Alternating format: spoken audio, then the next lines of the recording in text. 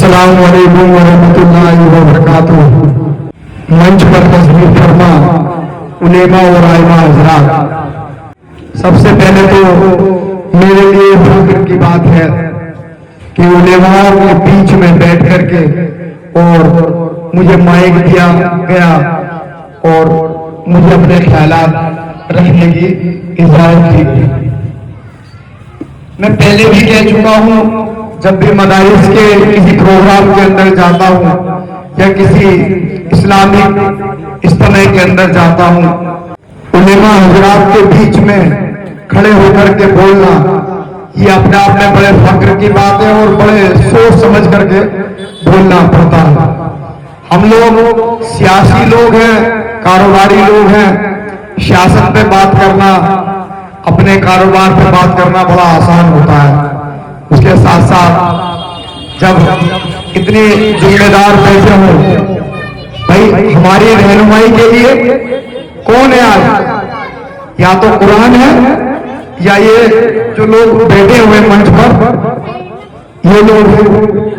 और जो लोग हमारी रहनुमाई करने वाले हो उनके सामने किस तरीके का के अल्फाजों का इस्तेमाल किया जाए, किस मौजू पर बात की जाए, ये बड़ा मुश्किल होता है। मगर ज्यादा बात करने की हिम्मत नहीं है। बस आज के जो हालात हैं, इन हालातों के मद्देनजर आप सब लोगों से एक बात कहना जरूर चाहूंगा कि हमें अपने बच्चों को जरूर पढ़ाना चाहिए। हमें बच्चों को दुनियावी तालीम भी दिलानी चाहिए और दीनी तालीम भी दिलानी चाहिए, क्योंकि दुनियावी तालीम जो है वो दुनिया के अंदर काम आएगी और दीनी तालीम जो है वो दुनिया में भी काम आएगी इंशाअल्लाह और आखिरत में भी काम आएगी। मैं अमूमन सुनता हूं, लोगों से राब्ता होता है, लोग दफ्तर पर भी आते हैं। सुबह को अमूमन मेरा मामूल रहता है कि मैं स्कूटर लेकर के लोगों के पास जाता रहता हूँ, घूमता रहता हूँ एरिया के अंदर। लोग कहते हैं हाजी साहब जो है सब कुछ ठीक चल रहा है यार, बच्चे थोड़े से कहने में नहीं चल रहे। उसका असल जो मामला है ना वो इसी से है।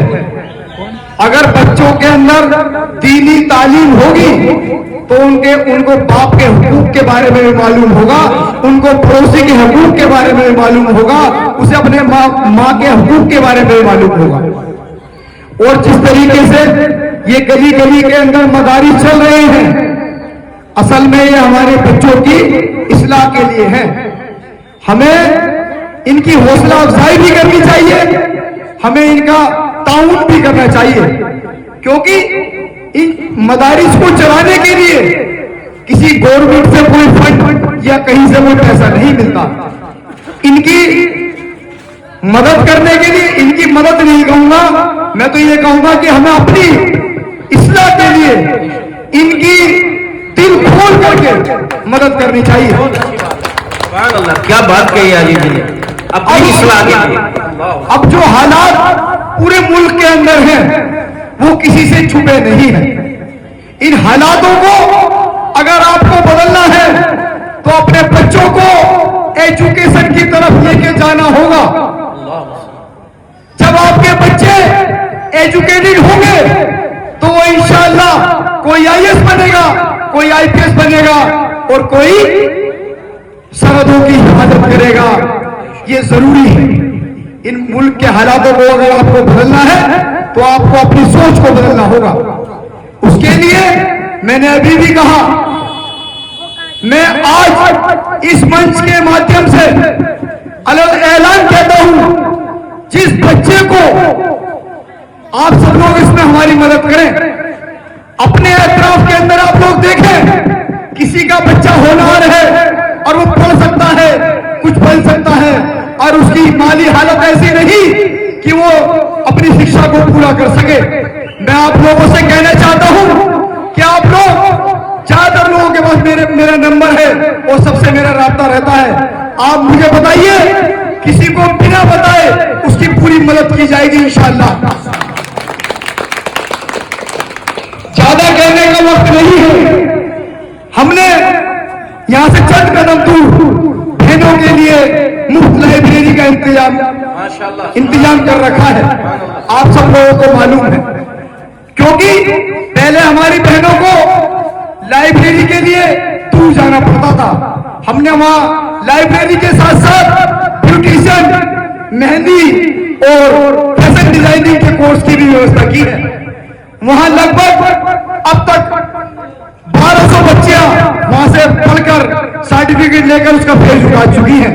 मैं आपसे कहना चाहूंगा कि जिनकी बच्चियां पढ़ रही हैं, किसी एंट्रेंस एग्जाम की तैयारी कर रही हैं, वहां पर हमने नीट से लेकर के यूपीएससी की बुक सारी वहां अवेलेबल है।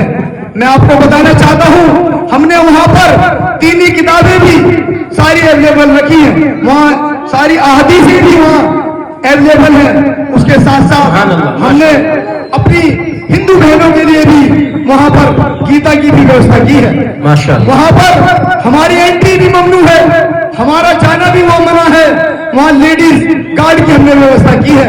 जब एक बहन पढ़ती है, एक बेटा पढ़ता है, तो वो एक घर को संवारता है, और जब एक बेटी पढ़ती है तो वो दो खानदानों को संवारती है। मैं आपसे कहना चाहूंगा, पर्दे का एहतमाम करते हुए बेटों को भी पढ़ाइए और बेटियों को भी खूब पढ़ाइए।